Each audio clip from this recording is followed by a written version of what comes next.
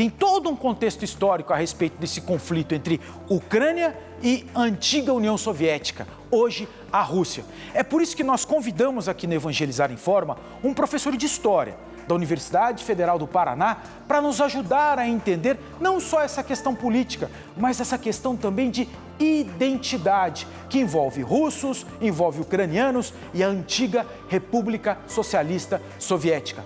Professor Renato Mocelin está com a gente. Muito bom dia, professor. Obrigado pela presença do senhor aqui para nos ajudar a entender um pouquinho de história. É isso, professor? Esse conflito de agora nos remete a quê? A lá 1917, ainda com Stalin, é isso, professor?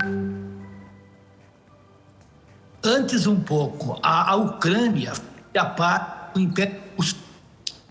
Inclusive, o Principado de Kiev é que deu origem ao Império Russo. Veio, como você colocou, a Revolução de 17, a Revolução Socialista, né? Os bolcheviques chegaram ao poder.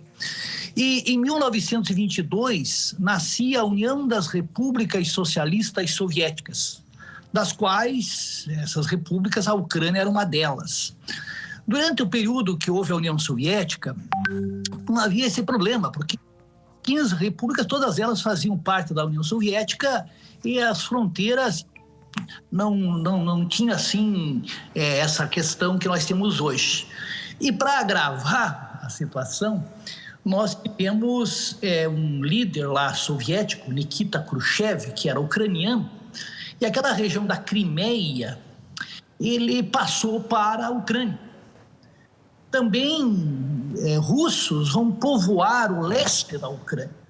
Tudo bem, tudo fazia parte da União Soviética. Mas aí, em 1991, o que aconteceu? Nós tivemos a implosão, o fim da União Soviética. E os russos que vivem no leste da Ucrânia, começaram a se sentir diminuídos, porque vamos ter, a partir de 2014, um governo nacionalista na Ucrânia. Em 2014, também o Putin resolve anexar a Crimeia. Ele teve o apoio da população, porque 80% da população crimeana é russa. E nós vamos ter essas duas repúblicas separatistas lá, Donetsk e Luhansk, onde a população é majoritariamente russa. Então, esse é o contexto, né? O Putin fez uma série de exigências ao Volodymyr Zelensky, o presidente da Ucrânia. Primeiro, que a Ucrânia reconheça a Crimeia, que foi anexada pela Rússia, que reconheça os acordos de Minsk, onde os russos ali que vivem na Ucrânia teriam uma série de direitos, e que a Ucrânia não entrasse ou não entre para a OTAN. Ele jogou pesado, tivemos tentativas diplomáticas de evitar o conflito, mas infelizmente, como você narrou muito bem, ele resolveu anunciar a invasão à Ucrânia. Professor Renato, eu vou fazer uma pergunta para o senhor agora que pode parecer capciosa, maldosa para o senhor, mas eu quero aproveitar a presença de um historiador aqui, por isso essa pergunta. Mas se hoje o governo brasileiro tivesse que tomar uma posição, qual seria, dentro de um contexto mundial de agora, qual seria essa posição do Brasil? Eu acho que o governo brasileiro deve zelar pela Carta das Nações Unidas, em que um país soberano não pode ser invadido por... Então, eu acredito que a Rússia está ferindo o direito internacional. Não veio aqui discutir se a população russa daquelas repúblicas tem razão ou não, mas a Ucrânia é um Estado soberano, esse Estado soberano reconhecido pela ONU. Portanto, está violando o direito internacional. O governo brasileiro, sem se meter muito, deve apenas emitir um comunicado pedindo para que haja paz, né, para que a diplomacia impere e que a Rússia respeite o direito internacional. O senhor falou na necessidade de diplomacia. Agora, professor, o senhor vislumbra alguma possibilidade de negociação? Porque, afinal de contas, a guerra estourou. E não há uma reivindicação muito específica com relação por parte do invasor, o governo russo. Ele quer território. O senhor vislumbra uma possibilidade de fim desse conflito a partir do quê? Se é que o senhor vislumbra essa possibilidade. Eu acredito, sabe, que o Biden, ele não estudou um pouco a psicologia do Putin. O Putin fez uma série de exigências.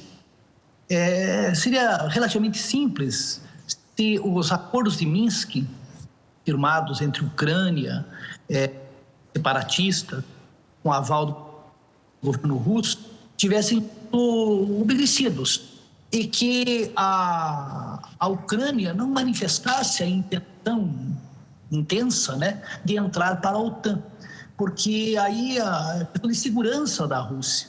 Eu acho que houve por parte dos Estados Unidos, não tanto da Alemanha e da França, mas principalmente dos Estados Unidos, e do governo ucraniano, a crença de que o Putin não teria ousadia, o topete, de invadir a Ucrânia. Porque as consequências, isso estava ouvindo a reportagem, né, são graves. A economia mundial já estava se recuperando.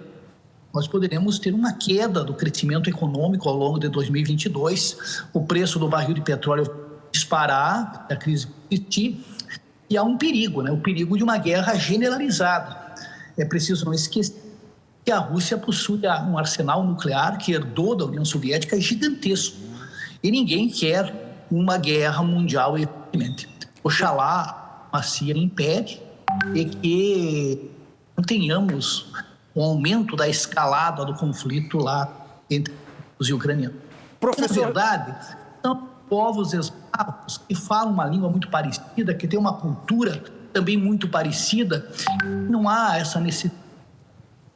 O nacionalismo, infelizmente, ele aumenta as diferenças e no bojo do nacionalismo nós tivemos a Primeira Guerra Mundial e uma série de outros pelo mundo afora. Perfeito, perfeito. Bem isso. Professor do céu, ficaria com o senhor aqui o programa inteiro, a tarde inteira, porque eu adoro tratar desses assuntos relacionados à nossa história. Afinal de contas, o passado sempre se repete, a história nos mostra isso. Mas eu preciso encerrar com o senhor. Obrigado pela participação, bom dia de trabalho, espero poder contar com o senhor em outras oportunidades aqui, tá bom, professor Renato? Obrigado.